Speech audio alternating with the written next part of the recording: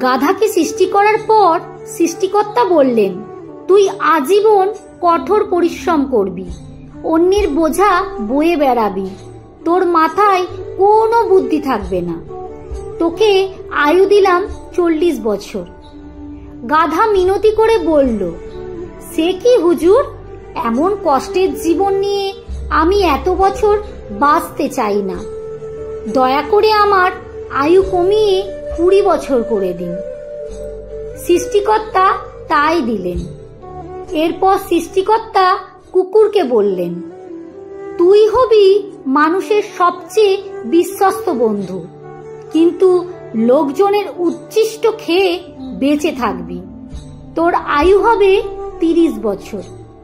একথা শুনে কুকুর মাথা নিচু করে বলল, প্রভু দয়া করে একটু কমিয়ে করে ওটা 15 করে দিন, এতদিন বেঁচে আমার হবে কি?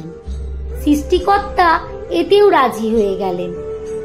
এরপর উনি বানরকে বললেন, তোর একমাত্র কাজ হবে লাফিয়ে লাফিয়ে এক গাছ থেকে আরেক গাছে যাওয়া আর রং তামাশা দেখিয়ে মানুষকে বিনোদন দেয়া।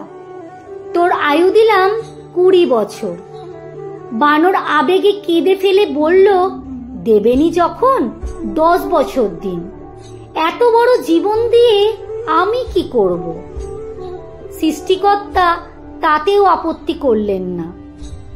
অবশেষে তিনি মানুষকে বললেন, তুমি হবে সৃষ্টির শ্রেষ্ঠ জীব, সবচেয়ে জ্ঞানী এবং বিচক্ষণ, তোমার আয়ু হবে 25 বছর।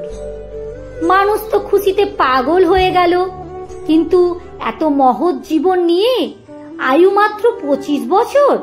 সে হাত জোড় করে বলল, একটা কাজ করা যায় না? আপনি আমাকে গাধার ফেরত দেওয়া 20 বছর, কুকুরের 15 বছর, বানরের 10 বছর দিয়ে দিন। সৃষ্টিকর্তা বললেন, নিজের ভালো পাগলেও বোঝে, তুই বুঝলি না, যা দিলাম। সেই থেকে মানুষ সুন্দরভাবে বাঁচে 25 বছর।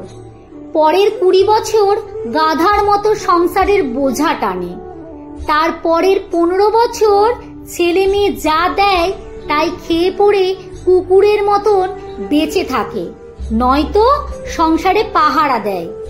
আর তার পরের 10 বছর বানরের মতো আজ এক সন্তানের বাসা তো কাল আরেক সন্তানের বাসায় ঘুরে বেড়ায়, আর নেচে কুদে নাতি নাতনিদের বিনোদন দেওয়াই হয় তার প্রধান কাজ। লেখাটি সংগৃহীত।